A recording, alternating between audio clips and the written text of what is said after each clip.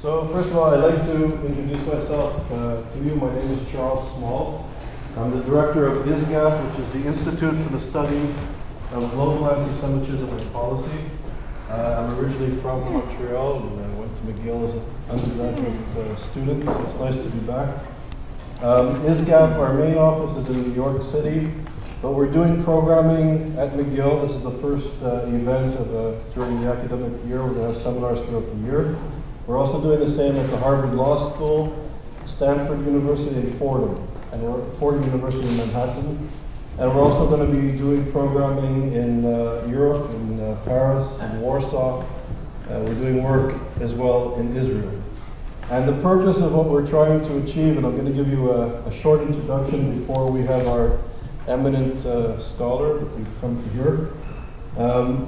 Basically, ISGAP is trying to put on the map the study of anti-Semitism.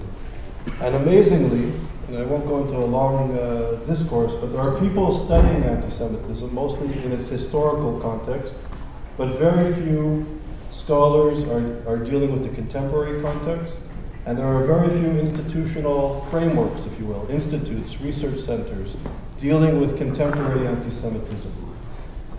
In fact, I was part of the group that started a program at Yale. It was the first research center on anti-Semitism ever at a North American university, which ought to be a study in and of itself. And it's time now that people engage the study of anti-Semitism in the academy, in the media. Contemporary anti-Semitism is a taboo. That if you engage contemporary issues of anti-Semitism, that somehow you're a neoconservative, you're a neocon, you're an advocate and not an academic or a scholar, you're not objective, somehow you're Islamophobic. And this type of political correctness is dangerous not just to the Jews. And if you think about it, anti-Semitism at a moral and an ethical level is not a Jewish problem. Ethically, hatred is a problem for those who hate. And yes, Jews suffer and have suffered from this hatred, but on a moral and philosophical level, it's not a Jewish problem. And anti-Semitism, if you study it historically, there are many instances in which anti-Semitism begins with Jews, but it never ends with Jews. This is a human rights issue. If you're concerned about religious pluralism, democratic principles, the notion of strong citizenship, the rights of religious minorities, the rights of women, the rights of gay people. This is a basic human rights issue that ought to be at the forefront of the agenda in the academy, the research agenda, and in the media, and the like. The rise of radical political Islam, I'm not speaking about Muslims, I am not speaking about Islam, but radical jihadist Islam has as its fuel, the fuel which is firing the social movement, which is gaining more and more power, uses anti-Semitism as a vehicle to attract supporters. And without being melodramatic, and I'm choosing my words carefully and scientifically, that this anti-Semitism is genocidal. It's genocidal. The revolutionary regime of Iran, the Muslim Brotherhood, in which some liberals claim it's just a bump in the road or they're moderates.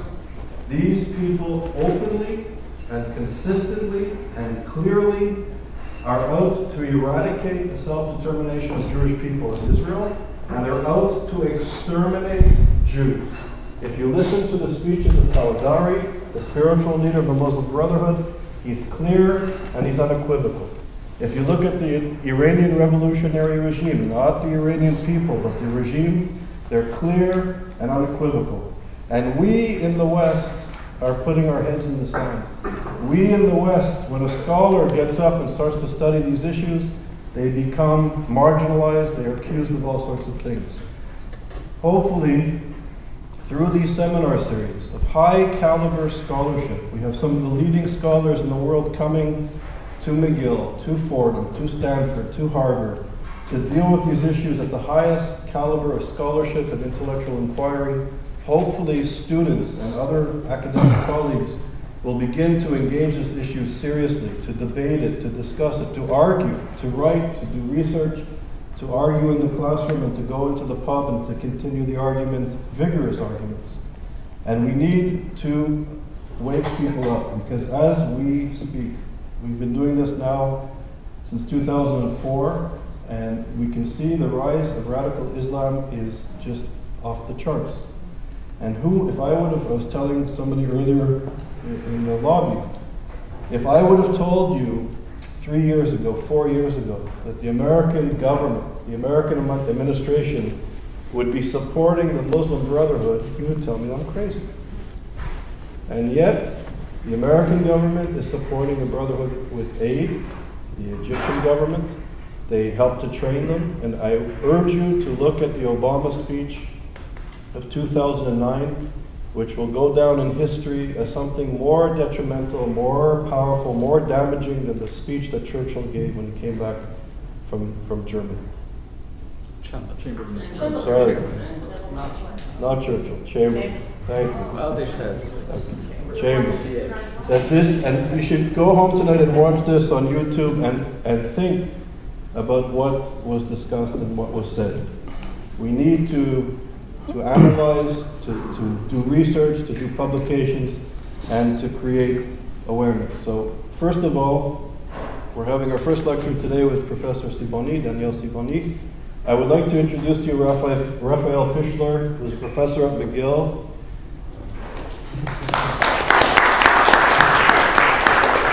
So Raphael is a colleague and an old friend, and Raphael will be hosting the seminar series at McGill, which will take place roughly every 2 weeks in the Leacock building. In 2 weeks, we have Jonathan Spire, who's a PhD from the School of Oriental and African Studies in London. He's a professor at the IDC in Herzliya. He just snuck in twice to Syria and is reporting amazing stuff in Syria and the contemporary carnage that takes place as we speak. And he'll be here in 2 weeks. He's a serious scholar. So I'm hopeful that this is our launch. I'm hopeful that the people here will come back for other events. The program is very good at McGill. And to become a part of a group of intellectuals that if you care about human rights, forget about Israel, forget about the Jews, forget about anti-Semitism for a moment. If you care about human rights, if you care about citizenship and democratic principles, if you care about the reproductive rights of women and the rights of all citizens in the United States and North America to marry anybody who they love, as the Democratic Party based their convention on, then we need to be very concerned about what's going on in the Middle East and around the world, because women in those countries ought to have the same rights as women in this country. And these are very pressing issues. Reactionary movements are reactionary movements. I hope that through this seminar series that we can connect scholars in different parts of the world, different parts of North America, and try to begin to discuss, to understand these changes which are taking place in the world, in the Middle East, in Europe, in East Africa, in West Africa, literally all over the world. We need to understand what's happening. We need to engage it, discuss it, and analyze it. Today, we have it's an amazing honor for us that Professor Daniel Sibony is here. And he's the first speaker of the seminar series at McGill, the launch of ISGAP here in McGill. Daniel Sibony is an amazing scholar. He's a writer, he's a philosopher, he's a psychoanalyst, and a mathematician. He has PhDs in all of these disciplines.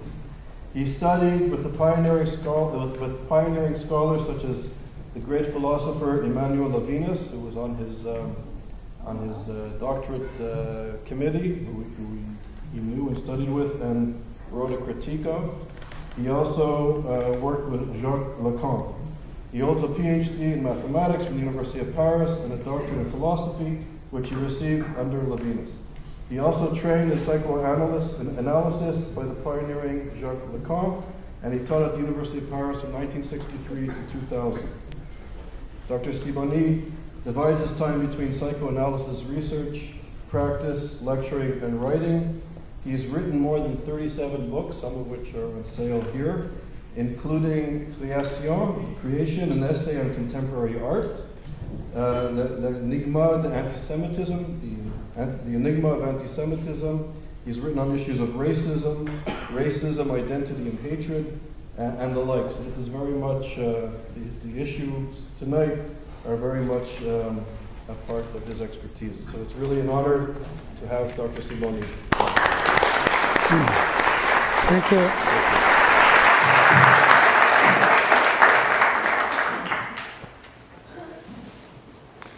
Well, thank you for inviting me to speak about a subject. I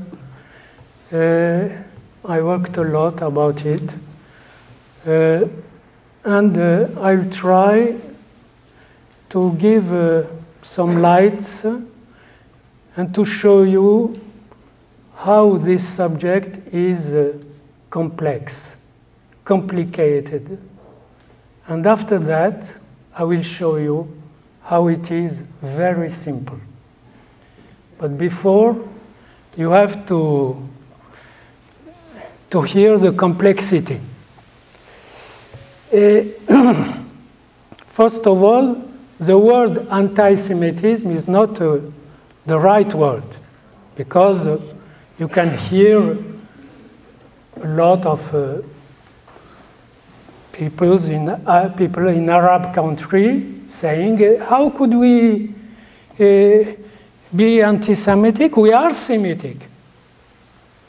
So the expression is incorrect, but well, let's keep it as a lot of other inadequate expressions. I think the right expression could be the vindicacy or the hatred or the aggressivity towards the Jewish people, the whole, as a whole. Not towards individuals, because, for instance, in Morocco, where I lived, we had a secondary status.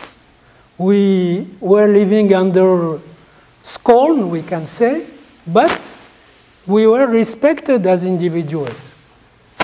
But when the Jewish people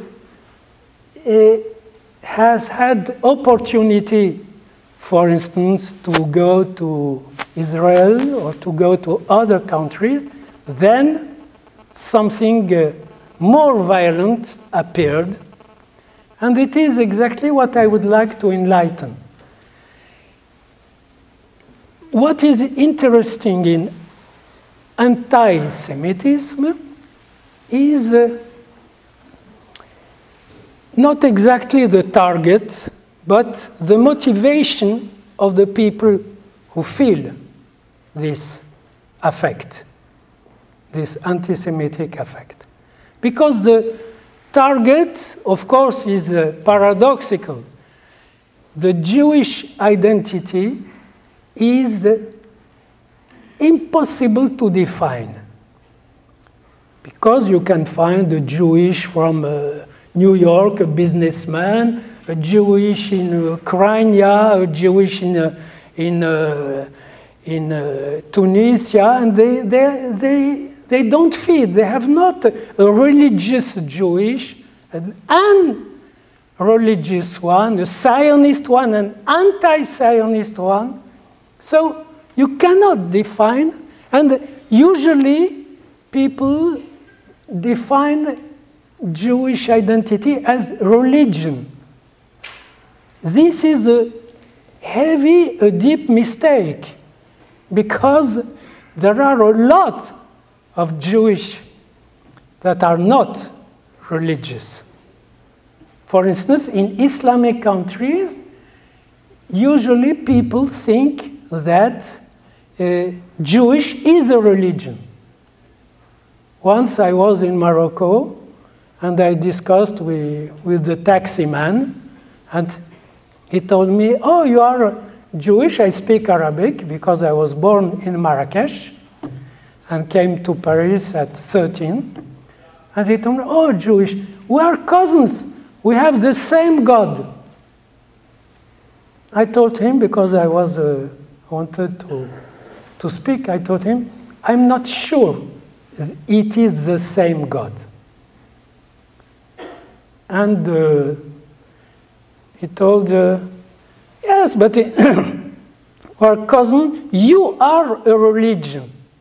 And I said, no, we are not a religion. What do you think about the masses of Jewish that has been exterminated by the Nazis and that were not religious? And he answered me, yes, but this is the mistake of the Nazis. So for him, it was evident it is religion. Of course, it's not. And this is included in a lot of contradictions of this identity, which seems talented to exist despite its contradictions. And maybe this is the first reason for the anti-Semitic hatred. I even can tell that if you, a man or a woman, if you feel that somebody hates you, not because you have done this or that, but just because of your existence, because you exist, you can feel the significance of the hatred against Jewish people, because Jewish people exists despite all the contradictions, all the obstacles, all the catastrophes. And in a certain sense, I could say that anti-Semitism exists from the beginning of the Jewish people. It means that even inside the Jewish people, there are expressions, currents against himself. And this seems to be very interesting, because maybe it is the unique, the sole identity that I know who affirms itself, who poses itself as existent, and who fights against itself. You cannot give me another example of an identity who can show its fundamental book, let's say the Bible, and you open it, and 3 pages on 4 are violence against Jewish people. Because he doesn't listen, he doesn't behave well, he doesn't, he's not faithful, he's traitor, things like that. So it's an identity that tries to exist, including its failures, and the big failure that the Jewish people has brought with him is the invention of that God. Because inventing a God that is called the being, or being, Yahweh, Yud-He-Vav-He, the tetragram, inventing that God was almost crazy. Because you invent, or you create, or you imagine that God. If you imagine that God, you are already guilty. Because whatever you do, it's not exactly well done. And for this, from the first pages of the book, there are strong and violent words against that people. So, we have a strange identity with a lot of contradictions, an identity who can speak against herself, but maintain herself. And in my latest book, I called that movement From Identity to Existence. That means that a lot of people, a lot of groups try to have a good identity, an identity without too much holes, without too much failures. And when they have a failure, they usually project it on the other. They say, we fail in that case because of this one and this. So the natural effort is to have a complete identity, a stable identity. When it is not stable, the person gets nervous. And I can find this even among Jewish, of course. I often hear Jewish saying to me, well, it's difficult to bear that exploded identity with so much parts. I can say, well, try to do your best. It can be fruitful to have an identity like a mosaic with a lot of possibilities. Try to play your play of life. Yes, but it's very difficult.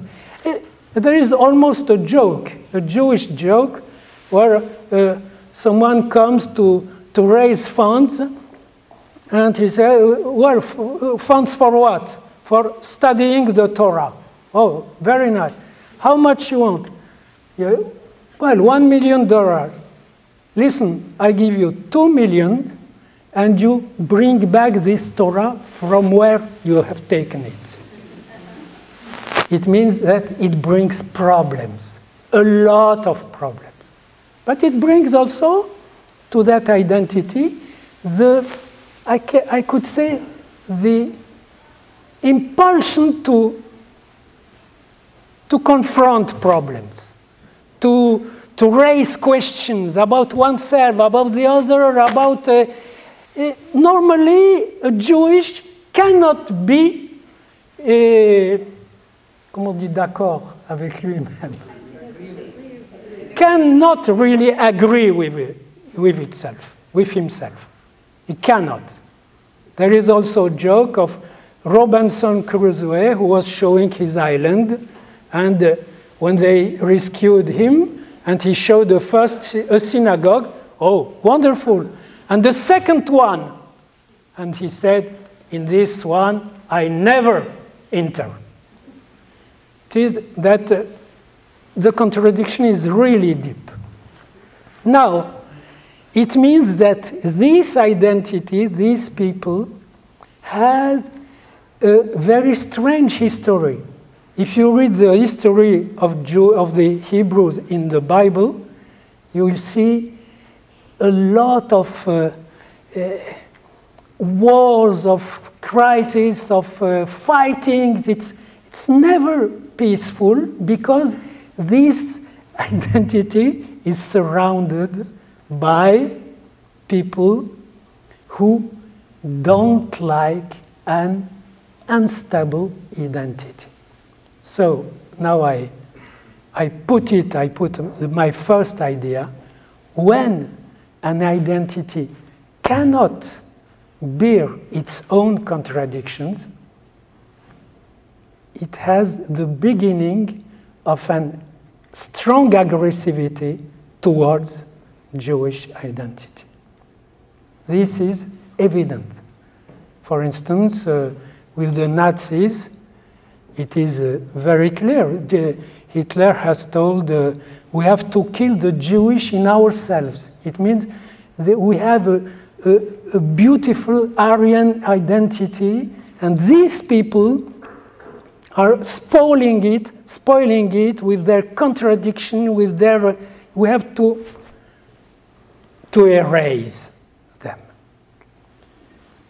Well, it means that one of the aspects of anti-Semitism is the project of building a stable, well-defined identity, which excludes a strange identity which is at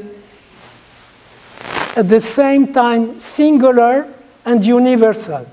I call it singularly universal, which means that they try to solve a singular problem in an universal way, but they always remain singular. So, you have to know that this violence against Jewish people, we have traces of it. It's testified by text very long time earlier than the beginning of the two others religions. It means that every people gives his own character to that problem towards Jewish identity. For instance, Christianity has been a lot aggressive against Jewish people because it began by solving the problem of existence. That was the problem of Jewish people, which was a failure between past and future, a failure between what we are and what we could be, between God and mankind. And so Christianity has solved the problem. God has sent his Son, and his Son has taken on himself all your failures. Well, the problem is solved. So, Jewish people is useless. Why does he remain? And I could say another aspect of anti-Semitism is the aggressive surprise when you see someone or some group who is supposed to be dead and who remains alive. Because after the Shoah, some people could think, well, they are still here. And they are supposed, the problem was supposed to be solved. Another can say, well, they have their country, what do they do here? Yes, it could be a solution. But at every time there is the idea, the structure of this idea. There is a German word which is unheimlich. Unheimlich, uncanny. Jewish is uncanny. Unheimlich because it is supposed to be aside and it remains on the scenery. With the Islam, it is almost the same problem, a little different, because Islam has, in a certain sense, also solved the problem of the relation with life, with God. He says, with the being, he says, everyone is submitted to God. And submission is exactly the significance of the word Islam in Arabic. So, when you are submitted, you are Islamic. This is the fundamental idea.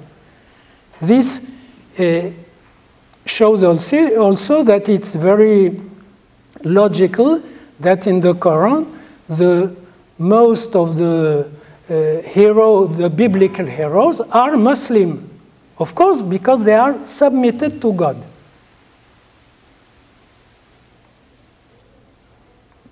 a lot of people do not know that aspect.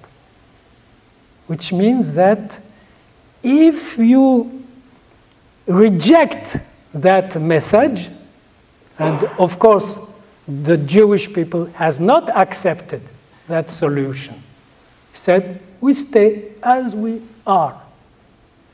So they are uncanny, they are strange, they are not in the right way.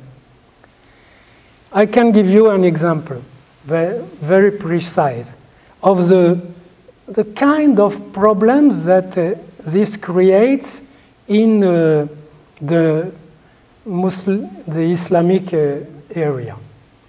For instance, in the Quran, there is 1 or 2 verses that alludes to Jerusalem, but not naming Jerusalem, like in the Bible, just saying, and that night I saw the farthest mosque. La mosquée lointaine. How do you say? Faraway mosque. The faraway mosque. Of course, people explain, Islamic experts explain that faraway mosque was the Temple of Jerusalem, because there was not a mosque at the time of Muhammad. Okay? But you can understand that if Moses is Muslim, of course the temple can be a mosque. Okay? But when the... What?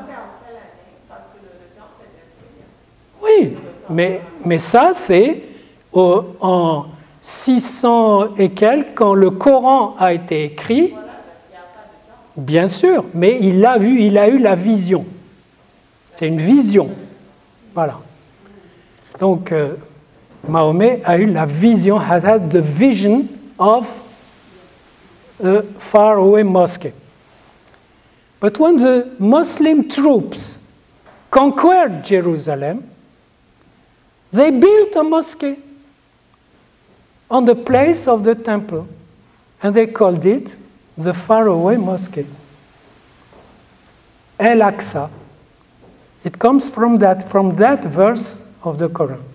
So you see, there is an integration of the Jewish message. That is, the Quran builds a new identity which includes all what was before, so that he solves the contradiction. Of course, life gives some shocks to that kind of solution, and we know the effects of history, because but you have to imagine, for instance, imagine a Muslim child who is raised in the Quran. He loves Muhammad, of course. Muhammad is at the top of all the values. And he hears that Jewish has rejected that man. When he meets real Jewish in the street, he has a strange feeling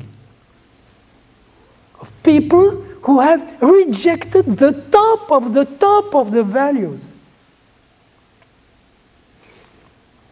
So it's really an existential problem.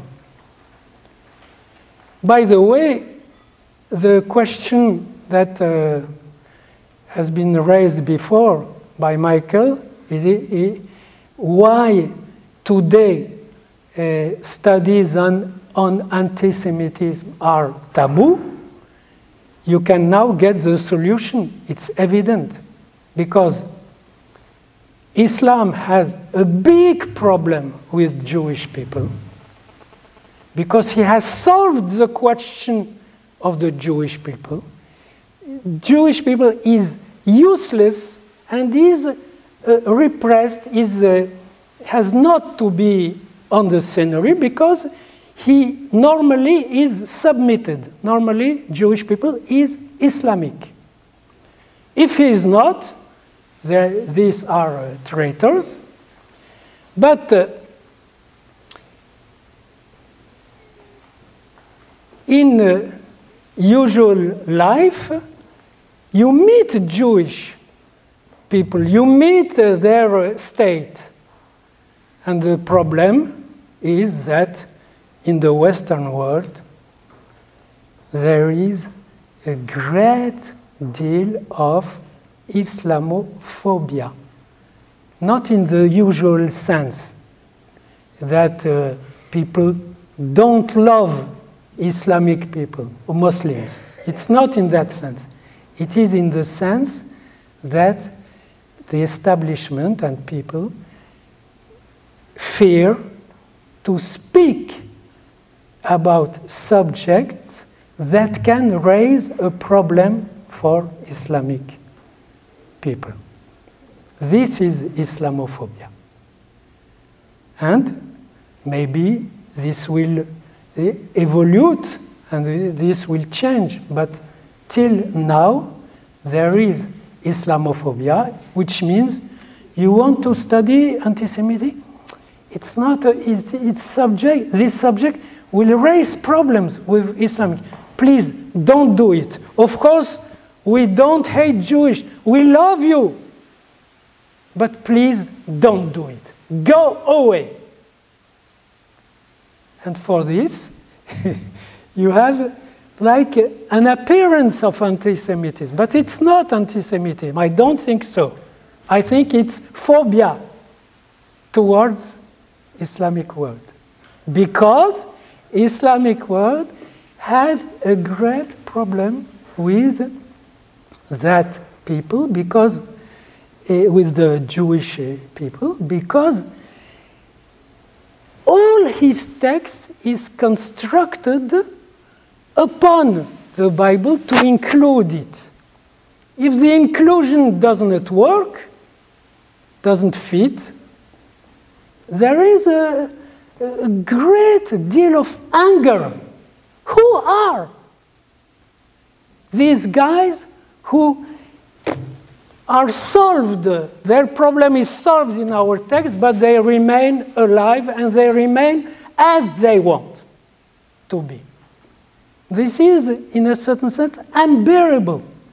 Of course, in life solves a lot of problems. There is always, in Islamic space, a coexistence between a conviviality, that is, we can laugh, we can drink, we can eat, we can work together without any problem.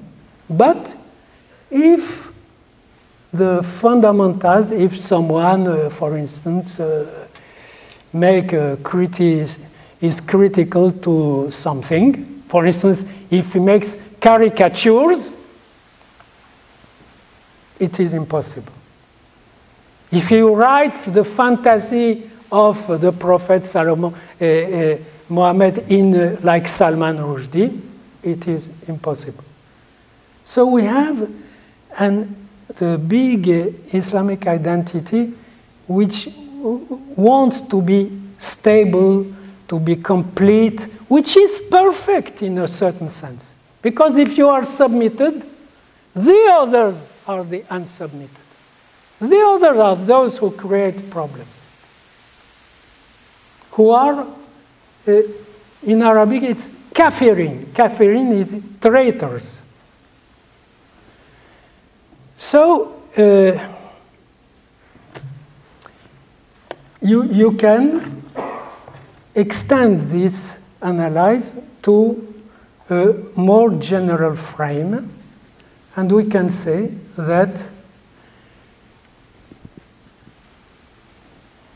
Jewish people is an objection to any kind of perfect identity. And he is the first example of imperfect identity. That is, of an identity which cannot solve its contradictions. This is very interesting. I think it's a unique case in history of an identity who shows you his book, the Bible, and show you, you see all that laws, we are unable to fulfill them. Oh, nice to meet you. But what people want to hear is, see, look at our laws. We are proud of them. But we are proud of being unable to fulfill them, but to maintain the link with them. To maintain that transmission. Well, but this is exactly what happens in life with individuals. I think that the narcissistic aggressivity of an individual towards another, towards you, raises when he sees that your existence can be an objection to his narcissism, to his perfection, to his dream of perfection. So he can get aggressive.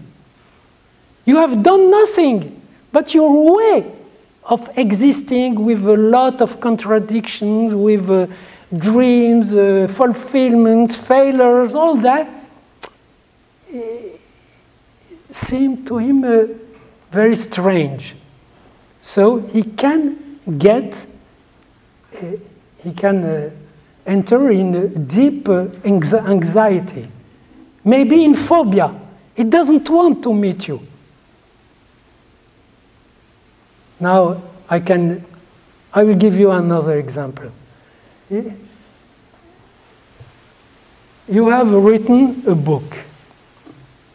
And in this book, you have put all the best of your thoughts, of your life, of what you are. And it has not been a bestseller, but it has had a reasonable success. Comes another one who takes parts of your book and he builds a bestseller, a world bestseller, a very well known book. The result is that that man don't want to meet you in the cocktail for his book. Why? Because you have been between him and the idea that you got before, but that has been fruitful in his hands. See? This is exactly what appears in a lot of situations. I call this the second first complex. I will explain it. That is, you are the first, but when a second comes, he wants to take your place. He could say, I read the book of Mr. X, and I found it interesting, but I will present you another version. This is my version. It could be. But what he wants is to hide you, to remove you, to be the first who has written that things. This is what happened with that poor guys with their Bible. They come, they study it, it's not a big success, but even among them, but it's a book. And come some other people who say, no, it's not. The real version is this one.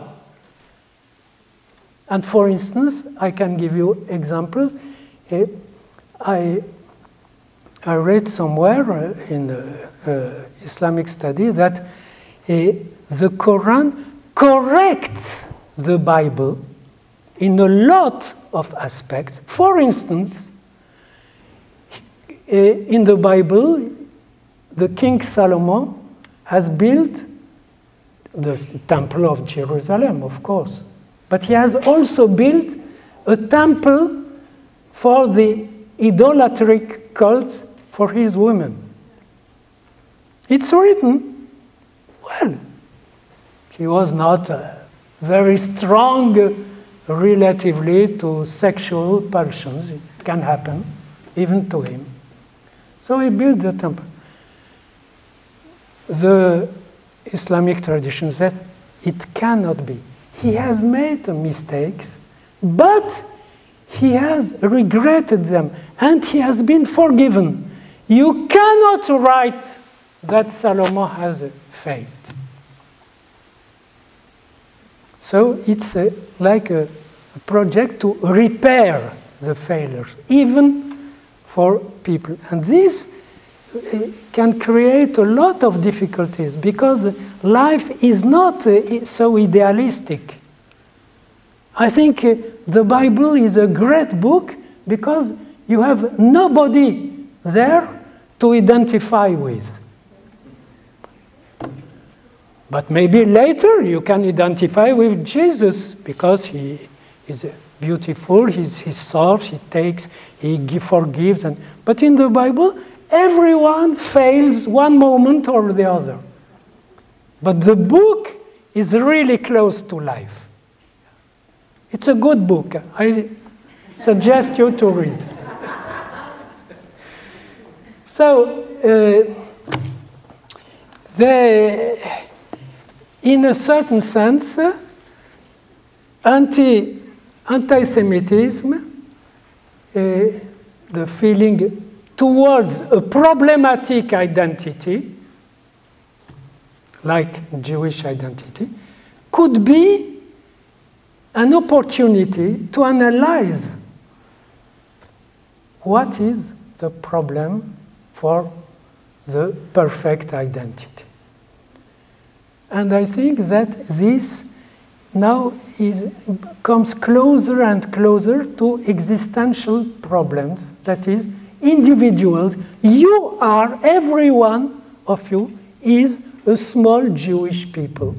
That is an identity with a lot of contradictions that can tolerate another identity with a lot of contradiction, but that can not tolerate it, that can be violent.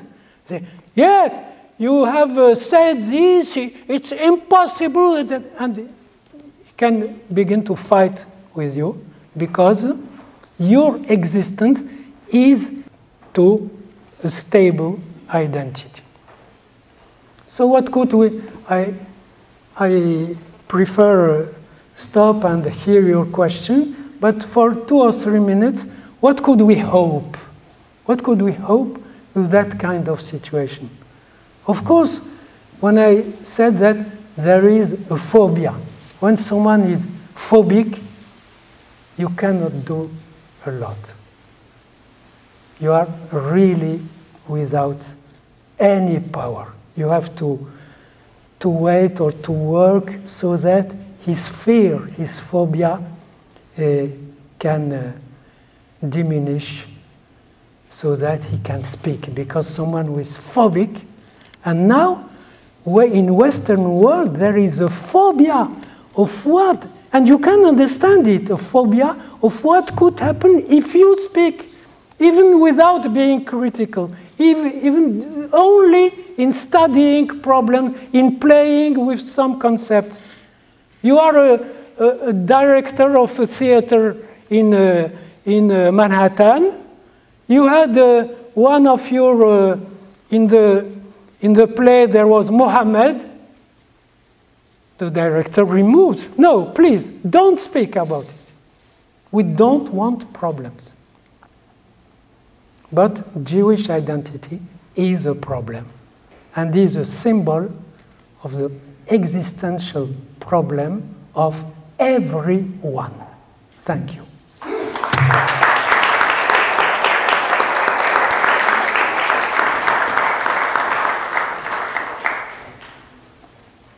Is it possible that there was a phase in Judaism, I'm thinking with Moses, with the notion that Jews would be a nation of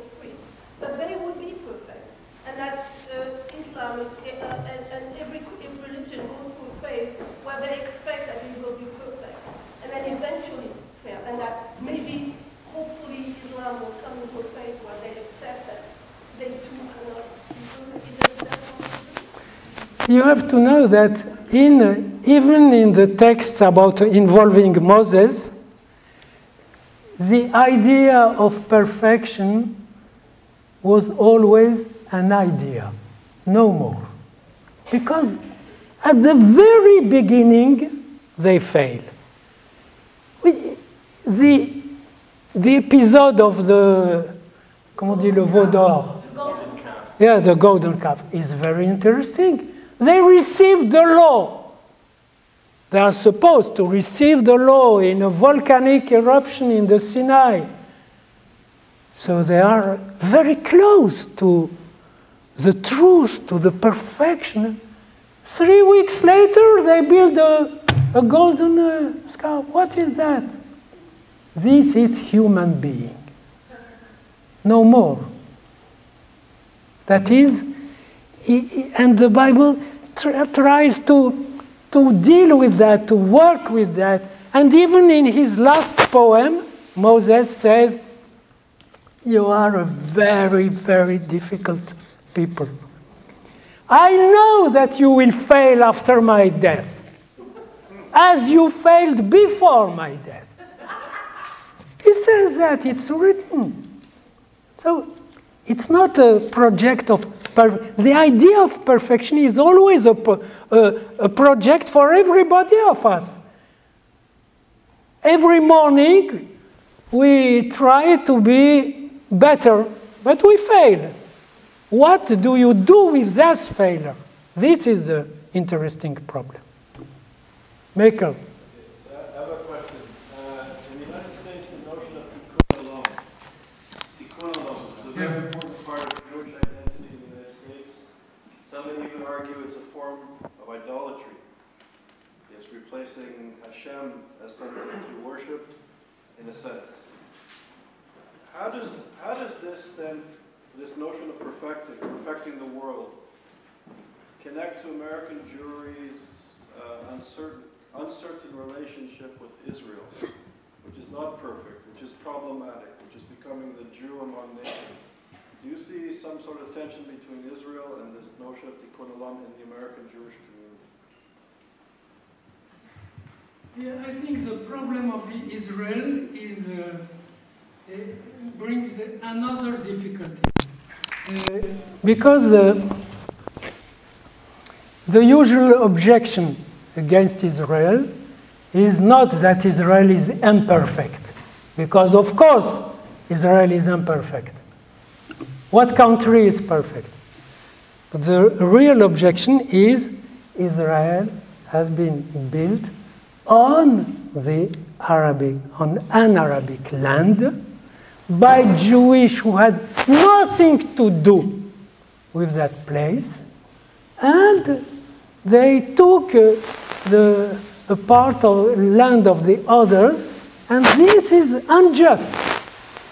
This is the usual. So let us attack or criticize Israel for its imperfection, but usually it is for its existence. This is an interesting symbolic question, because first, what is the link of Jewish people with that land? Of course, if you are a naive believer, you can say, God has promised that land to these people. Finished. Problem is solved. But you have to interpret it. To what does it mean for someone who doesn't believe in that or in God? What does it mean? I suggest an idea. The idea is that in the old times, there was a people who has built himself upon the idea that there is love for him in the being, in life, and that second, this will create for him a lot of problems. Because if you look loved by life, by the being, the others are not very happy with that. They want to find where you have taken that love, and they can spoil your life just to show you that you are not loved by life. So, but in that transmission of love of life, love of being, there was the idea that we are supposed to be in that place. That place is ours. Well, but if you say, that place is mine, it has no worth. But if you say, that place is ours, and you transmit it to your children. If your children transmit this to their children, after 3 or 4 generations, and of course after 20, 30 generations, nobody else can build sovereignty in that place. And this is what happened. Jerusalem, nobody in the history, since the old Hebrews, nobody has been able to build this city as, let's say, a capital or something wonderful. There has been an episode with les Croisades, Crusade. They came, they wanted their ideal, the city of Jesus. They were defeated, and after their defeat, nothing was done by this city. So there is a relation that I call of possession. Possession, that is, for instance, if you have a jewel that your mother has given to you, and she says that her mother has given it to her, and the mother of the mother has given, and this jewel comes from centuries to you. It's like a sacred. You not only you possess that jewel, but you are possessed by it. Jewish people has that kind of link with that earth. And of course, this is a problem for Muslim believers, which means all Muslims, because when they see that that link has been finished by the Islamic solution, they say, what are you doing here? So it is the rivalry between two symbolic transmissions, the Jewish one, the Islamic one, that derives from the Jewish one, because as I told, Quran is built from the Bible, and this is a problem.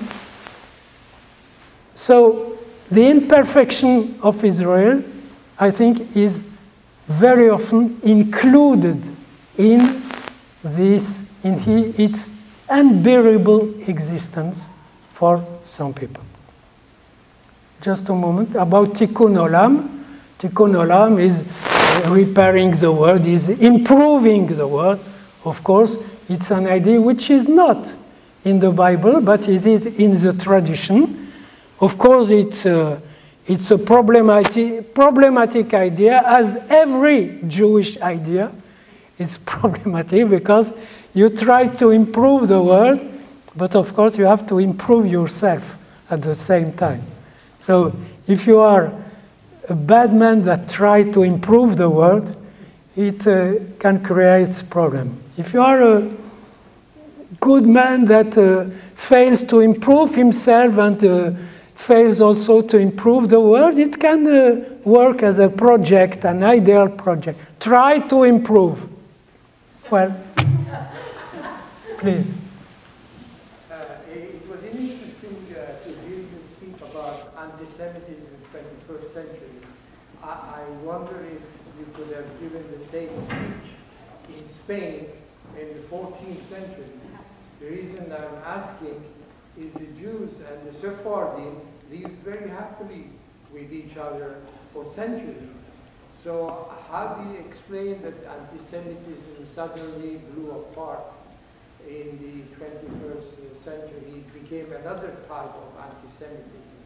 Oh, It's, I understand. First, yeah, I suppose you know that in Spain, till the 14th century, in a very small period, there was a certain kind of tolerance because, I can say, of the happiness of the king. Sovereignty, Muslim sovereignty was happy, was satisfied, had no problem that contests, that shakes its power. It had not the feeling of a danger. And when the danger came, it came for both, for Arabs and Jewish. They were expelled. But before, there were in a tolerance. You cannot also idealize, because you have to know that Jewish were in a dhimmi status, which is inferior, but it was sufficient for them. And there was a conviviality that cannot be idealized, but was good. But when the sovereign is in danger, it's finished. For instance, Jewish people has lived in Morocco long before the Arab came. I found manuscripts in my name a century before the year 1000. So it was a real presence of Jewish people there. But when, for instance, there were the war of 48 in the Middle East, it became difficult for the Jewish, because there were Jewish guys in the Middle East who were fighting against Arabics, and it is impossible to think it, because Jewish people had to be very humble, very, very low. How could they fight and even win? So there was a wave of Jewish that went away. After, in 1967, there was another wave, stronger. How could they fight in 6 days? So when the sovereignty, when the identity is quiet, happy, no problem, with another identity, even if it is problematic. You say, oh, they are very strange, that Jewish. But when the identity feels unstable, and this is the case of the Muslim world, in the whole globe, in the 21st century. So it goes back to its fundamental, and in its fundamental, they find a real deep problem with this Jewish identity, with these people.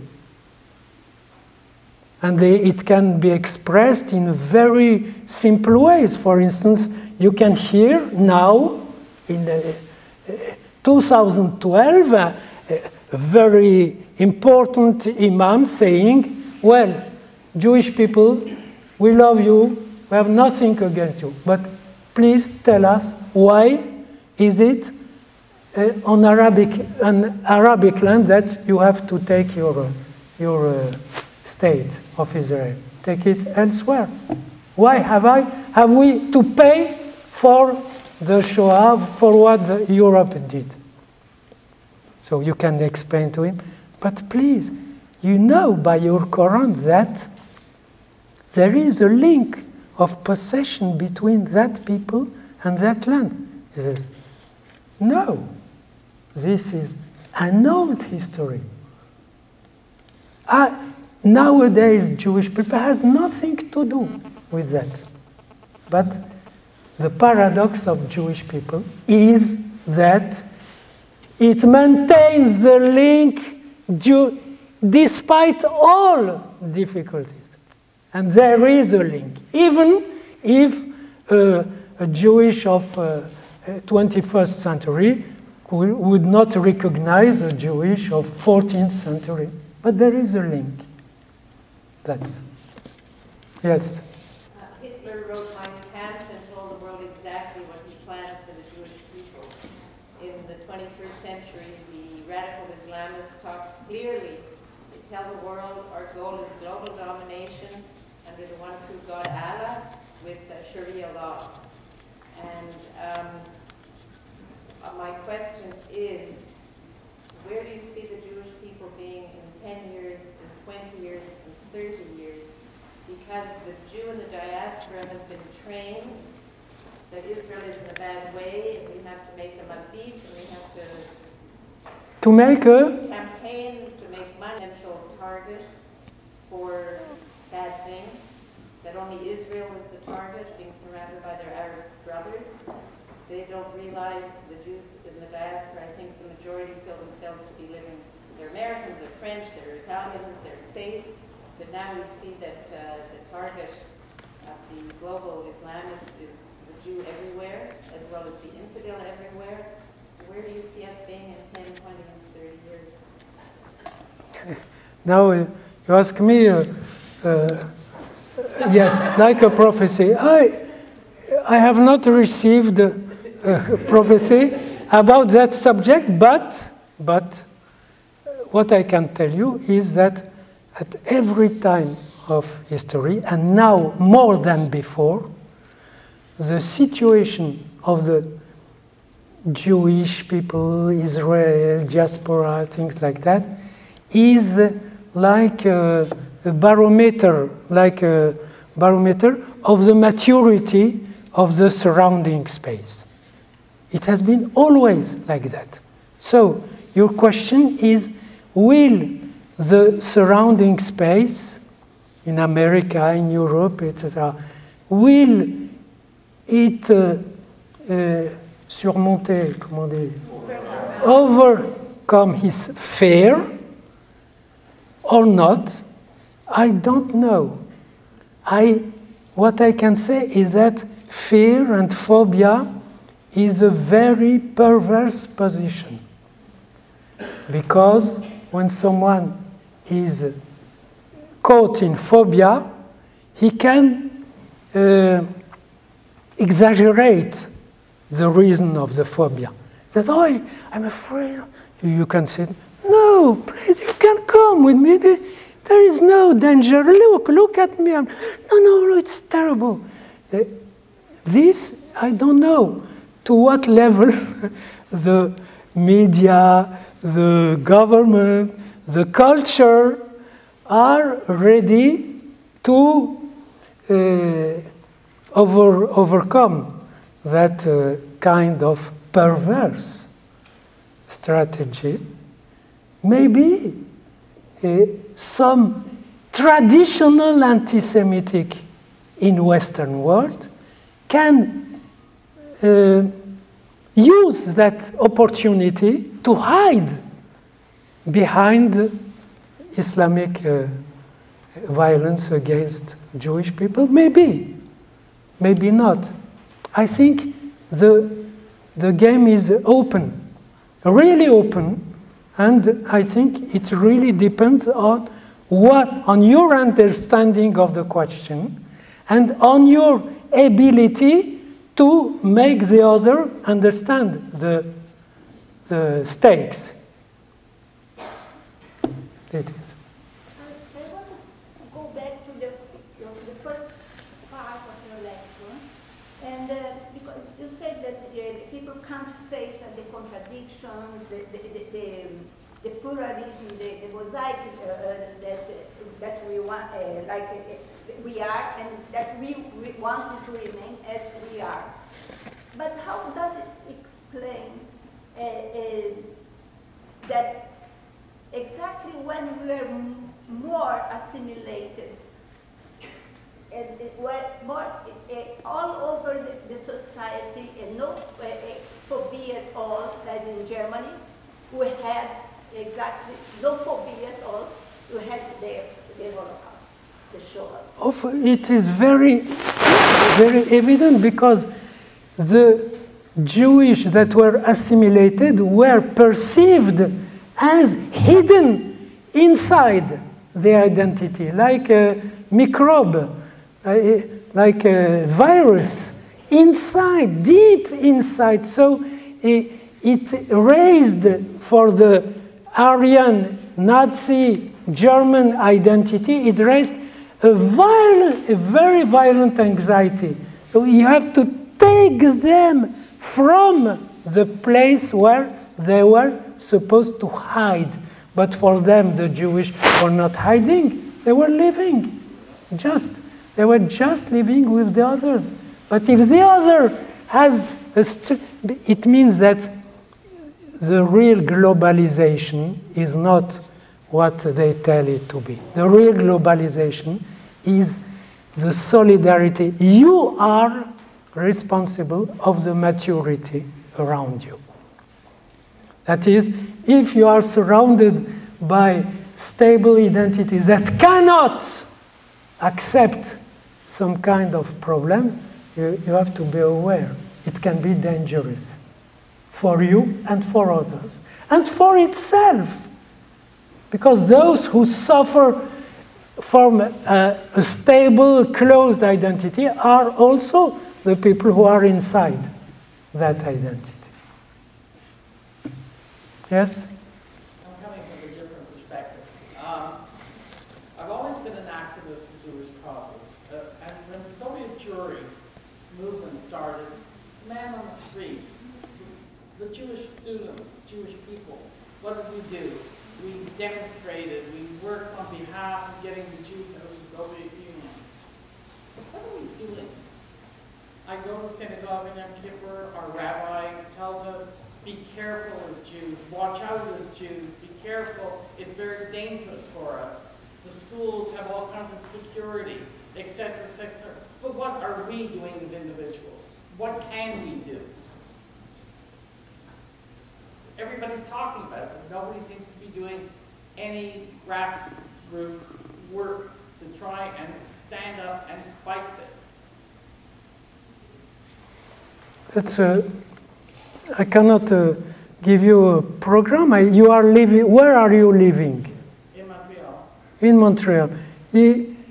Try to find what you want to express. You will encounter the obstacles very fast, very evidently, and you will have to cross over, to overcome the obstacles. I don't give you a program. I don't know you. Maybe you are an Orthodox religious woman and you want to promote another deeper approach to tradition. Please try to do it. You will find obstacles. Maybe you are a Zionist that want to promote the strength and development of Israel state. Please try. You will find what I say is you will find the obstacles and you will try to solve. Why are the Jews so afraid now? Why? Why are they standing up and doing something? I don't know. I haven't got an answer. I'm trying to form something, and nothing seems to be working. Everybody, no, we have to keep quiet. We should hide. You know, be careful, etc. Okay. That's all a bunch of. I think I am not afraid. If you want my own feeling, I'm not afraid. But maybe I have been raised in a context where I told you I was surrounded by scornful, arrogant people who were despising you. And I was very young, and this didn't make me suffer. I just wondered why they were so expressing so great scorn, who they are and who we are, and this made me think deeper, but I never felt fear. really about that kind of problem. Maybe I'm not a fearful man, but it depends. I think people can remind some events of the history. I think there is a real problem. But for me, the problem doesn't come from Islam. Doesn't come from fundamentalism, from radical Islam, for me. Because it's normal that in Islam, people look for the roots, for the fundamentals. They take them, they behold them, they say, we want that. It's normal, it's their identity. What puts me a problem is the attitude of the others. That if the others prevent you from speaking, for instance, from doing caricatures. I have read terrible articles in the press in France. I read after the caricatures of Charlie Hebdo, I read an article by an Muslim writer, famous, called Ben Jelloun. He said, liberty is sacred. We live in a country where liberty of expression is an absolute value that we cannot discuss it. So you read, you are happy, and you follow, and you find. But was it necessary to put oil on the fire? You wonder. But if the fire is lit since centuries and is supposed to be lit for centuries, if you have to shut up in order not to put to make this fire more vivid, so the liberty is finished. And he concludes his article by saying, anyhow, Mahomet was not in the caricatures, because Mahomet is not a person. It is a transcendence, a spirit. So when you read this in a text by a rational person, you can get scared. You can say, who are the people who forbid another expression and allow this one? This is the reason that I can fear. I fear from cowardice of the surrounding space, not of Islam. I don't fear even fundamentalists. This is my point of view. More questions? Yes, what you want? Professor Fischler, and the person. Thank you very much for your talk. You mentioned globalization at the end, and there is a thesis that's being put forward by Jacques Attali and other people that globalization is producing a new type of being, which is the nomad, which the Jew used to embody. And so, to caricature a little bit or to simplify, you could hope that globalization is going to produce more Jews, in the sense of people who are dealing with multiple identities, mosaic identities, with woodlessness or placelessness. Do you see that as a valid point? Do you see that as a point that can actually help in this situation? I never understood what he means, but I have not time to read him. What does he mean by nomad? Because nomad, for me, I knew them, I lived with them in Morocco. Nomad are very stable people. They come, they start from a point, they arrive to the other point, after they come back exactly the same way. So, I don't know, but in Europe there is a mode of nomad. You will find intellectuals that are very settled in their life, in their work, and they say, we are nomad. Okay. It doesn't disturb me. On the other hand, I think that this is the purpose of this book, from identity to existence. It is to explain that the value for me of Jewish people is a collective existence that is uncontrolled. Nobody in Jewish people controlled. Everyone can control its community. When you travel, you are impressed by the kind of control upon every community. Well, this is the enjoyment of every rabbi, every manager. But the Jewish people is an uncontrolled mode of existence in a mosaic way, which is in a very close resonance to what is happening to people. People are cut from frames that were very heavy, solid, and they look for existing, for trying to put in question the traces of the identity they have, and to make them fruitful. And I think, yes, there will be, and I can feel it, I can tell you that there is a lot of people that would like to be closer to Jewish people, and it is the Jewish managers who put them,